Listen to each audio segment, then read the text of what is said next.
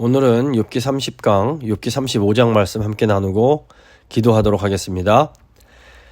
욥기 1장과 2장은 욥이 어떠한 사람인지에 대한 내용이 나옵니다. 욥이 하나님 보실 때 의로운 사람이며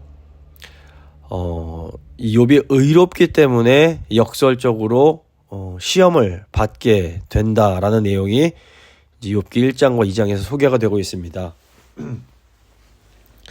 욥기 1장과 2장을 보면 욥이 무슨 죄를 짓거나 특별한 잘못을 해서 고난받는 것이 아니라는 것을 우리가 분명히 알게 됩니다. 물론 욥이 예수님처럼 죄가 전혀 없는 그런 사람은 아니었습니다. 하지만 욥은 앞으로 장차 죄가 없으신 예수님께서 고난받으실 것을 예표하는 그런 존재라고 볼 수 있습니다. 그래서 욥이 받는 고난은 사실상 우리가 인간적으로 볼 때는 도저히 이해하기 힘든 그런 고난이었던 것입니다. 그런데 이제 욥기 3장부터 31장까지의 긴 내용은 욥을 위로하기 위해서 찾아온 세 친구와 욥이 서로 이렇게 설전을 벌이는 내용입니다. 엘리바스, 빌다, 소발 이 세 친구는 모두 권선지각 또는 인과응보라는 아주 단순한 그런 신학을 가지고 있었습니다. 즉 하나님께서 의인은 복을 주시고 악인에게는 벌을 주신다라는 것이 이들의 생각이었습니다.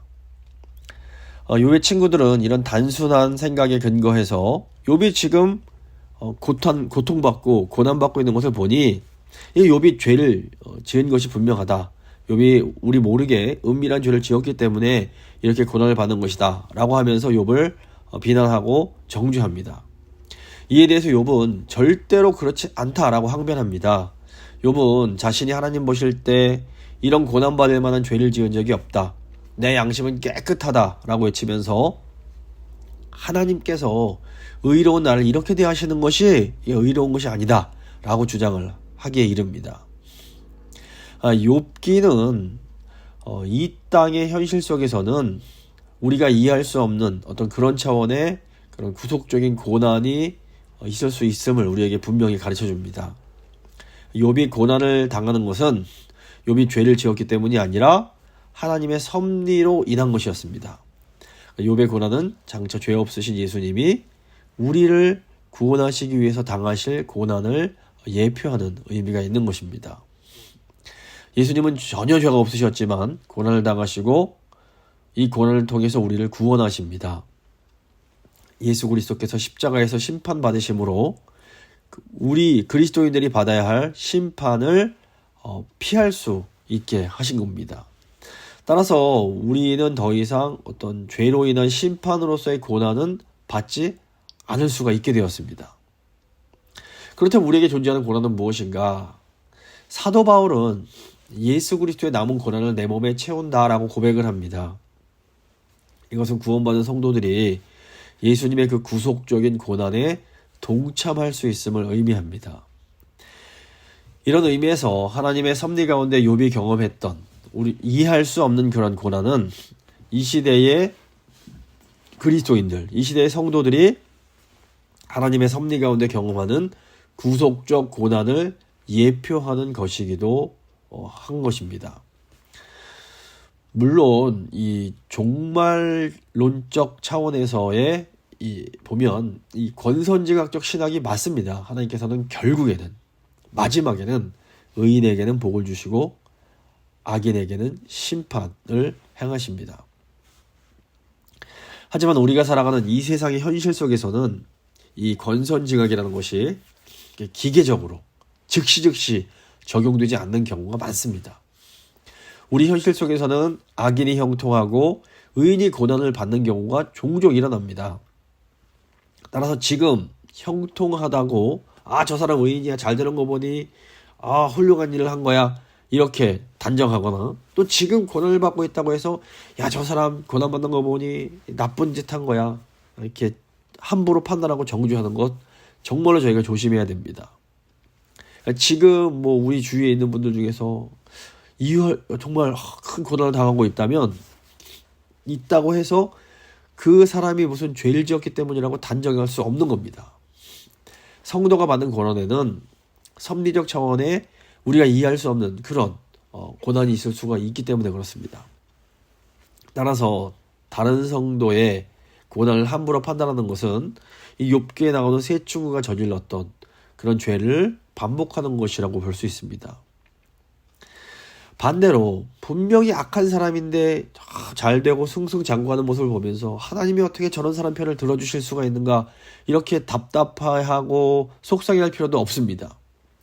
하나님께서 잠시 악인의 형통을 허용하실 수 있습니다. 이것도 어떤 하나님 높으신 뜻에 의한 것일 텐데, 하지만 그렇다고 해서 그 형통이 결코 영원한 것은 되지 못합니다. 결국의 악인은 하나님으로부터 무서운 심판을 당하게 됩니다. 이 종말론적 신앙이란 것은 결국 마지막에는 하나님께서 모든 잘못된 것을 바로잡아 주실 것이다 라는 것을 믿으면서 소망 가운데 인내하며 사랑의 삶을 살아가는 것입니다. 욥기는 우리에게 정말로 필요한 것이 무엇인가? 그것이 바로 종말론적인 신앙이다 라는 것을 우리에게 알려줍니다. 이제 지금 저희가 보고 있는 욥기 32장부터 37장까지는 또 다른 친구인 엘리후라는 인물이 나옵니다. 이 엘리후는 전에 나왔던 세 친구보다는 좀 연령대가 어린 것으로 보입니다. 이 젊은 엘리후가 욥에게 그럼에도 불구하고 욥이 잘못하는 것이 무엇인지를 알려주는 내용입니다. 그리고 이제 38장부터 42장까지 하나님께서 나타나셔서 욥에게 말씀을 주십니다. 그래서 어떻게 보면 이 엘리후의 등장은 세례 요한이 예수님 오시기 전에 등장해서 예수님께서 오실 길을 예비했던 것처럼 엘리후가 먼저 나타나서 하나님께서 말씀하실 것을 준비하는, 욥의 마음을 준비시키는 그런 과정처럼 보이기도 합니다. 이 엘리후는 앞에 나오는 세 친구들처럼 욥이 무슨 죄를 지어서 고난을 받는 것이다 라고 이렇게 정죄하지 않습니다. 하지만 욥이 자신의 의로움을 주장하면서 좀 더 나아가 내가 의로운데 하나님이 나를 이렇게 힘들게 하시는 것, 이거 하나님이 불의하신 것 아니냐, 이런 식으로 말하는 것은 분명한 잘못이다 라고 말을 합니다. 욥기 32장 33장에서 엘리후는 첫 번째로 연설을 하는데, 욥이 말을 하다가 세 친구들에게 말을 하다가 하나님께서 고난받는 자에게 말씀하지 않으신다, 침묵하신다라는 말을 한 적이 있습니다. 이것에 대해서 엘리후는 그렇지 않다, 하나님은 말씀하시며 특별히 고난을 통해서 말씀하신다라고 가르칩니다. 또 욥기 34장에서 엘리후가 두 번째 연설을 하는데, 욥이 하나님께서 의로운 자에게 고난을 주시고 악인을 그대로 두시는 것은 이건 불의한 것 아니냐라고 이제 한 말에 대해서 엘리후는 어찌 인간이 감히 하나님의 의로움을 함부로 말할 수 있느냐라고 하면서 하나님은 절대적으로 의로우시며 반드시 심판하시는 정의로운 분이시다라고 이제 가르치게 됩니다. 그리고 이제 오늘 35장에서 엘리후가 세 번째 연설을 하게 됩니다. 세 번째 연설은 하나님의 선하심, 하나님의 정의로우심에 대한 그런 내용입니다. 선하다는 것의 핵심이 무엇일까요? 일반 사람들은 선함, 좋다는 것을 자기들 기준으로 정의합니다. 세상 사람들은 내가 착한 행동을 하면 뭐 보상을 받아야지, 이렇게 선함과 보상을 연결시켜서 생각하는 경우가 많습니다. 즉 우리가 착하게 살면 복 받는 거 당연한 거 아니야? 이렇게 생각을 하는 겁니다. 그런데 욥기는 이런 인간들의 단순하고 어떻게 보면 순진한 생각에 큰 충격을 가면서 그렇지 않다라고 말하는 책입니다. 욥은 처음부터 자신이 하나님을 예배하는 이유는 다른 무슨 것이 주어지기 때문이 아니라 하나님 그분이 우리의 예배를 받으시기에 합당하실 만큼 너무나 아름다우시고 선하신 분이시기 때문이다 라고 말을 합니다. 근데 이제 욥이 계속 고난을 받으면서 그래도 자신이 그렇게 선하게 살았는데 이렇게 고난받는 건 이건 좀 아닌가, 이건 좀 부당한 거 아닌가, 내가 그렇게 착하고 선하게 산 것이 나에게 무슨 소용이 있단 말인가, 이런 생각을 좀 하게 되었던 겁니다. 근데 이제 이에 대해서 엘리후가 맞아, 욥이 그런 생각할 수 있어, 이렇게 다독거려주는 것이 아니라 5장에서 아주 단호하게 그렇지 않다, 욥 당신 생각은 잘못된 것이다 라고 이렇게 또 무섭게 말을 합니다. 이제 내용을 좀 살펴보겠습니다. 먼저 1절에서 4절 보시면 욥이 마음속으로 이제 하는 질문의 내용이 나옵니다.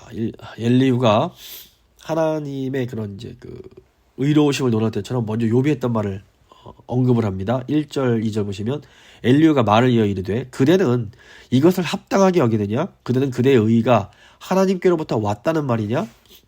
욥은 시종일관 자신이 의롭다라고 주장을 합니다. 욥이 하는 말을 들으면 마치 욥이 하나님보다 더 의로운 것처럼 말하는 것처럼 들리는 이제 그런 정도까지 이르게 됩니다. 3절과 4절 보시면 그대는 그것이 내게 무슨 소용이 있으며 범죄하지 않는 것이 내게 무슨 유익이 있겠느냐고 묻지만은 내가 그대와 및 그대와 함께하는 그대의 친구들에게 대답하리라. 욥은 내가 그렇게 수고스럽게 회개하고 경건하게 살고 나에게 덕이 있음에도 이렇게 끔찍한 고난을 겪는다면 그게 다 무슨 소용이 있겠는가. 적어도 이런 끔찍한 고통 대신에 어느 정도의 그래도 복은 기대할 수 있는 것 아닌가? 뭐 이런 식으로 이제 마음을 먹고 좀 푸념을 했던 겁니다. 근데 엘리후가 이런 욥의 이런 질문에 대해서 아주 강하게 욥을 꾸짖습니다. 이제 그 5절에서 8절 보시면 욥의 질문 자체가 틀린 질문이다 라고 엘리후가 말을 합니다. 엘리후가 우선 하늘의 구름을 쳐다보라고 말을 합니다. 5절 보시면 그대는 하늘을 우러러보라. 그대보다 높이 뜬 구름을 바라보라. 인간이 땅에서 어떤 일을 하더라도 저 하늘 위에서 일어나는 일을 바꾸지는 못합니다. 물론 뭐 요즘에는 과학이 발전해서 뭐 비가 오게 하는 뭘도 쏘긴 하지만 욥의 당시에는 이 땅에서 인간이 어떤 짓을 하든 하늘을 바꿀 수는 없었던 겁니다. 인간이 땅에서 뭐 살인을 하고 간음을 하든 아니면 후하게 이웃에게 베풀고 살든지 구름은 언제나 똑같다는 겁니다. 인간은 땅에 있고 근데 하나님은 저 위에 하늘에 계시다라는 겁니다. 그러니까 하늘은 저 위에 있기 때문에 이 땅의 인간의 행동이 어떤 인간의 도덕적인 행동들이 저 하늘에 영향을 줄 수 없음을 말하고자 하는 겁니다. 6절과 7절입니다. 그대가 범죄한들 하나님께 무슨 영향이 있겠으며 그대의 악행이 가득한들 하나님께 무슨 상관이 있겠으며 그대가 의로운들 하나님께 무엇을 드리겠으며 그가 그대의 손에서 무엇을 받으시겠느냐.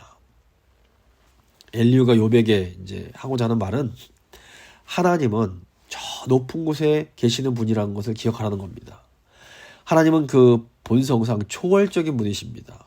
초월은 인간의 영역 저 너머를 의미합니다. 그러니까 인간의 어떤 행동도 어떤 악행도 저 높은 곳에 계시는 하나님께 어떤 영향도 주지 못합니다. 동시에 인간의 어떤 선행도 저 높이 계시는 하나님께 어떤 영향도 주지를 못하는 겁니다. 그러니까 하나님은 인간의 선행이 필요한 뿐이 아니라는 겁니다. 8절 보시면 그대의 악은 그대와 같은 사람에게나 있는 것이요 그대의 공의는 어떤 인생에게도 있느니라. 인간의 악과 인간의 의, 우리의 악행과 선행은 오직 인간들에게만 영향을 미칠 수 있을 뿐입니다. 욥이 이제 마음속으로 제기했던 내가 착하게 살아봐야 나에게 무슨 유익이 있는가라는 이런 질문은 저 하늘 위에 계신 하나님을 어떻게 보면 이 땅으로 끌어내리려는 것과 같은 행동이라는 겁니다.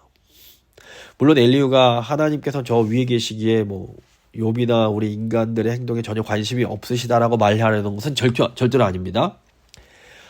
하늘에 계신 하나님께서 땅에 있는 우리에게 지대한 관심을 가지고 계십니다. 그래서 우리를 창조하시고 우리를 이렇게 구원하십니다. 그래서 이 땅으로 예수님을 보내주셨습니다.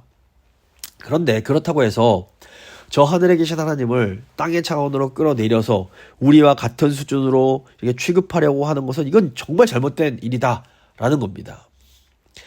엘리후가 하고 싶은 말은 하나님의 하나님 되심을 인정하라는 겁니다. 그리고 하나님과의 어떤 말도 안 되는 싸움을 그치고 겸손하게 하나님께 복종하라는 겁니다. 엘리후는 일반 종교에서 주장하는 것처럼 우리의 행동이 하나님께서 주시는 복과 직접적으로 연결된다는 생각 자체를 철저하게 거부합니다. 인간이 아무리 뭐 잘 살아봐야 하나님과는 상관이 없다라는 겁니다.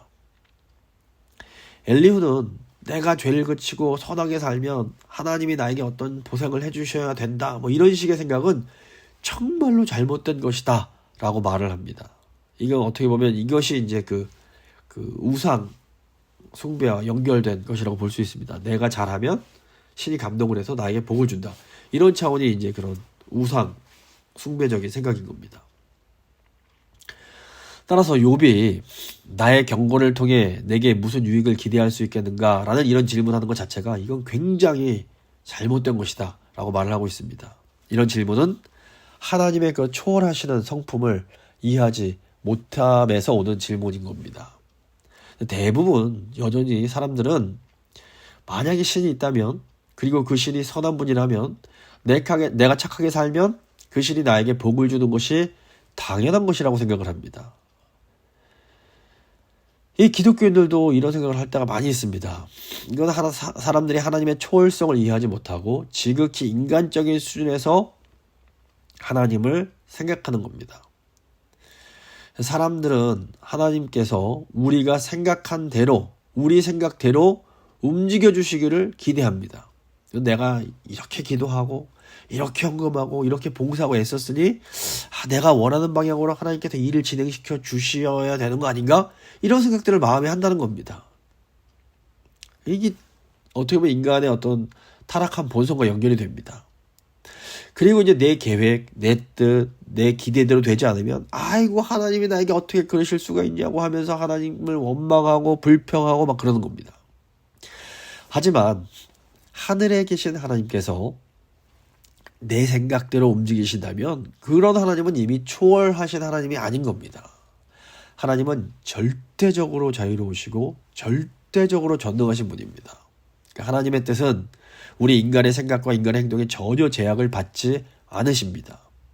나아가 성경은 절대적으로 자유로우신 하나님의 그 뜻이 인간을 통해서 이 땅 가운데 이루어지는 것이 인류의 역사다라고 가르치고 있습니다. 예수님도 제자들에게 아버지의 뜻이 하늘에서 이루어진 것 같이 땅에서도 이루어지게 해달라고 기도하라고 가르치십니다. 그러니까 하늘의 하나님의 뜻이 이 땅 가운데 이루어지는 것, 이것이 성경이 가르치는 바른 신앙인 겁니다. 그러니까 기도는 내 뜻, 내 욕망이 하나님을 통해서 이 땅에 이루어지는 것이 아닙니다. 도리어 정반대로 기도란 것은 나의 뜻, 나의 욕망을 저 하늘의 하나님 뜻에 굴복시켜서 하나님의 뜻이 나와 우리를 통해서 이 땅에 이루어지게 하도록 하는 일이라는 겁니다. 그런데 우리가 이렇게 성경이 가르치는 바른 신앙을 가지고 바르게 기도하는 것이 결코 쉬운 일은 아닙니다. 이것은 내 뜻대로 하고 싶은 우리의 욕망과 반대되는 것이기 때문에 그렇습니다. 보통 사람들은 교회 다니면서도 저 하나님을 통해서 내가 원하는 것, 나의 뜻을 이루고 싶어하는 그런 욕망이 강합니다. 물론 때로 하나님께서 우리의 기도에 응답해 주십니다. 근데 하나님은 우리의 아버지시기 때문에 하나님 보실 때 괜찮은 것, 선한 것, 의로운 것만 우리에게 허락을 해주십니다. 문제는 우리가 원하는 것이 하나님 보시기에 선한 것과 일치하지 않는다라는 겁니다. 그러다 보니 내가 아무리 기도를 해도 하나님이 나의 기도에 응답하시지 않는 것처럼 생각될 때가 너무 많은 겁니다. 그럼 하나님의 선하신 뜻이 지금 내가 생각하는 선과 다르다면 과연 어떤 것이 더 선한 것일까요? 엘리후가 궁극적으로 욥에게 지적하고 싶은 것이 바로 이 부분입니다. 욥이 하는 생각이 있습니다. 그런데 그 생각이 하나님이 하는 생각과 다를 수 있다는 겁니다. 그럴 때는 과연 누구가 더 옳은 것이냐 이걸 질문하는 겁니다. 하나님이 우리에게 행하시는 일이 우리 인간적인 눈으로 보기에는 전혀 선하게 보이지 않을 수 있습니다. 어떻게 하나님이 이러실 수가 있는가 이런 생각이 들게 만드는 일을 우리 하나님께서 하실 수 있다는 겁니다. 그럼에도 불구하고 하나님이 행하시는 일은 궁극적으로는 선한 일입니다. 내 생각과 다르고 내 뜻과 내 의지와 내 바람과 다를 때에도 여전히 하나님의 선하심을 인정하고 받아들이는 것, 이것이 참 믿음이다. 이렇게 지금 엘리후가 말하고 있는 것입니다. 이제 9절에서 16절 보면 그래서 엘리후는 어떤 하나님께 네가 원하는 대답을 기대하지 말라고 아주 단호하게 말을 합니다. 엘리후가 이제 이 세상의 현실을 묘사합니다. 9절을 보시면 사람은 학대가 많음으로 부르짖으며 군주들의 힘에 눌려 소리치나 세상에는 압제가 있고 이 압제를 당하는 사람들이 부르짖으면서 소리를 칩니다.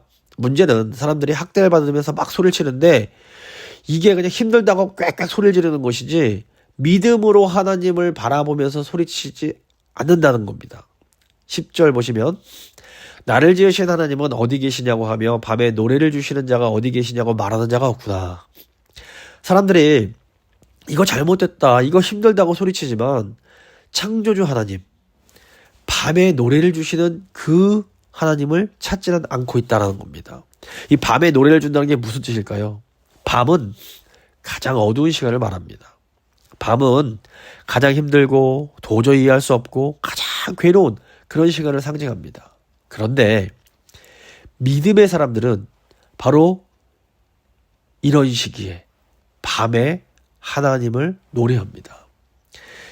상황이 따뜻한 낮으로 변했기 때문에 노래하는 것이 아니라 여전히 밤이라서 춥고 어둡고 힘들고 해도 하나님의 선하심을 믿기에 그 밤의 상황에 하나님을 찬양하는 겁니다. 나처럼 모든 것이 밝고 좋고 막 행복할 때에는 누구나 노래할 수 있습니다. 하지만 오직 하나님의 선하심을 신뢰하는 사람만이 어두운 밤에도 노래를 할 수가 있습니다.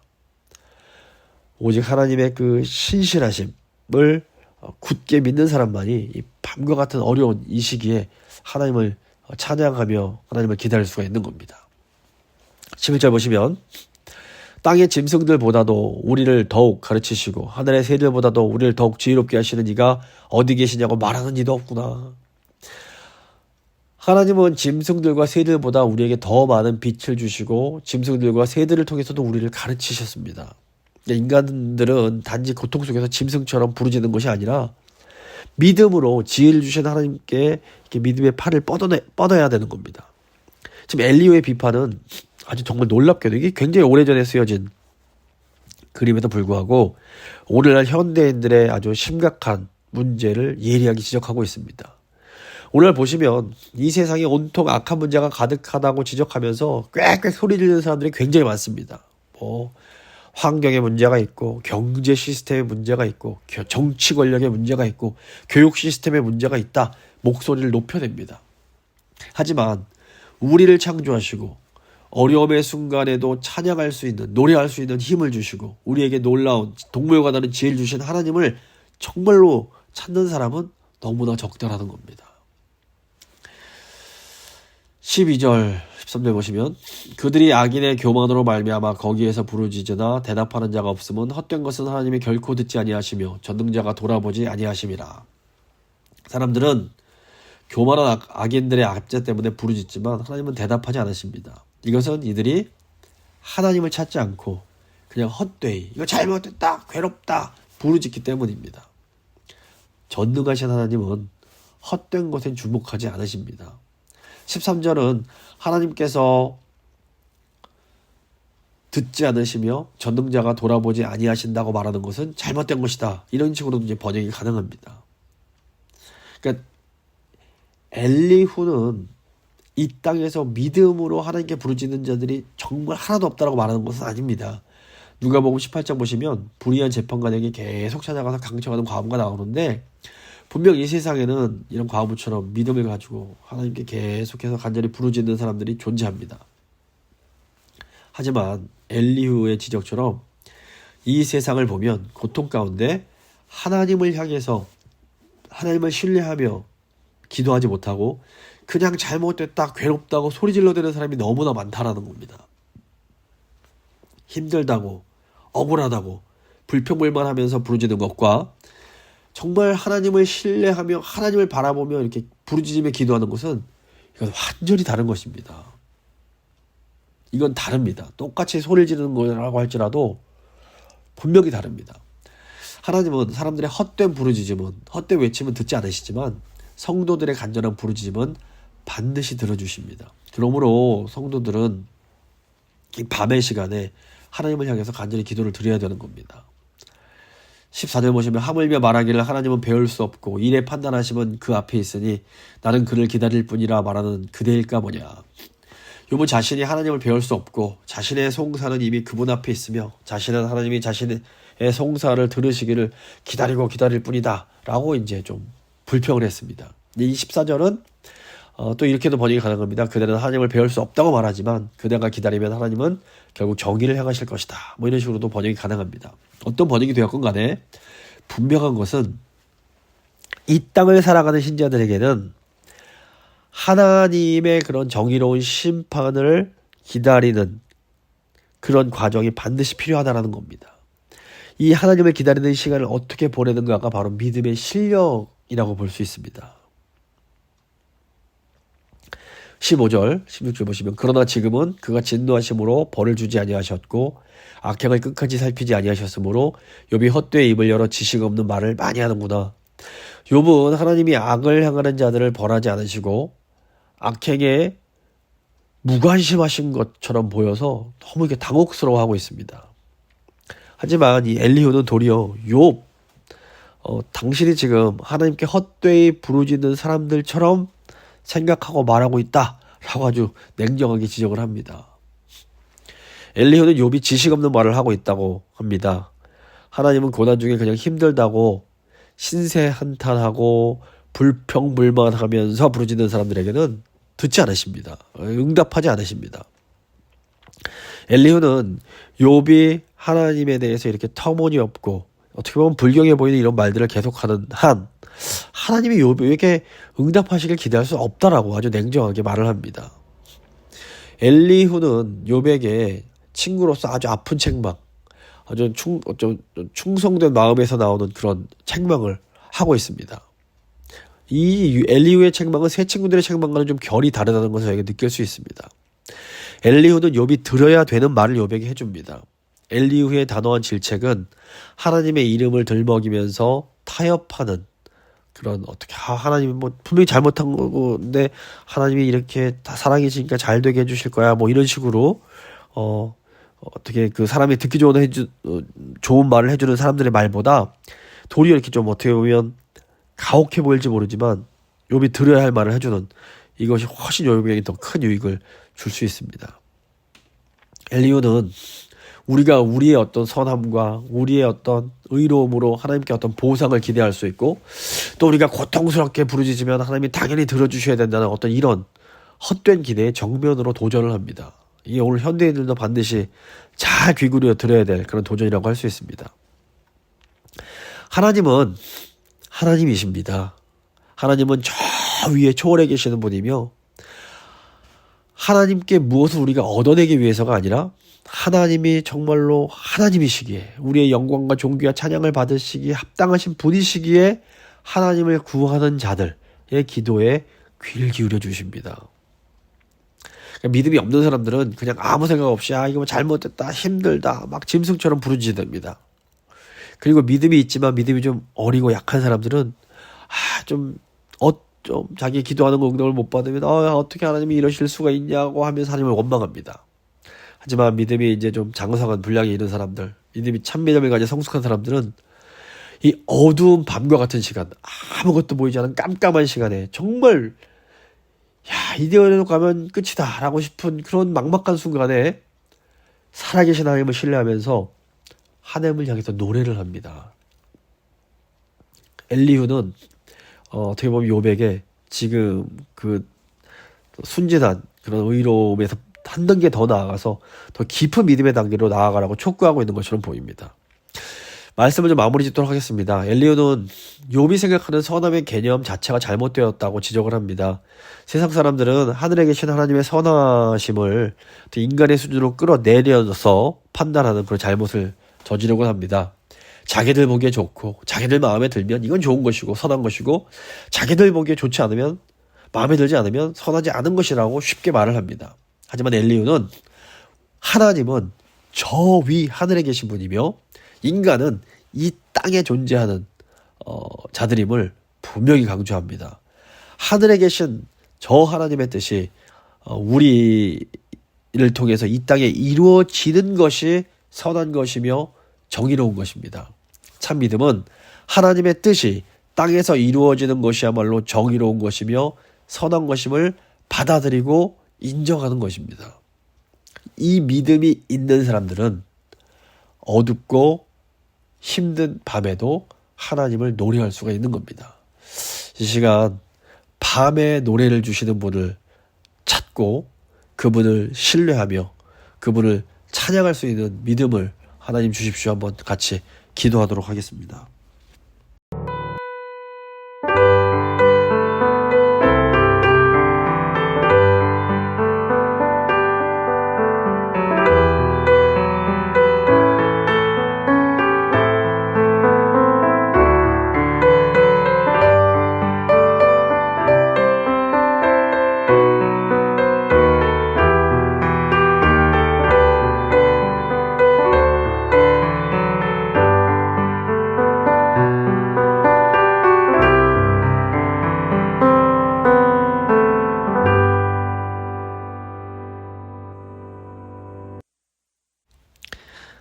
좋으신 하나님 감사합니다. 오늘 욥기 말씀 통해서 때로 하나님께서 침묵하시고 아무 일도 하시지 않는 것처럼 보이는 그 순간에도 하나님은 여전히 정의로우시고 선하시고 보이지 않는 가운데 그 전능하심으로 심판을 행하고 계신 하나님이심을 다시 한번 깨닫습니다. 주님, 저희의 연약함을 긍휼히 여겨주시고 저희가 답답하고 보이지 않을 그때에 더욱더 주님을 의지할 수 있도록, 그래서 저희 믿음이 더욱더 자라갈 수 있도록 주님 저희를 붙들어 주시옵소서. 주님께 모든 것 의지하며 귀하신 우리 주 예수 그리스도 이름으로 기도드립니다. 아멘.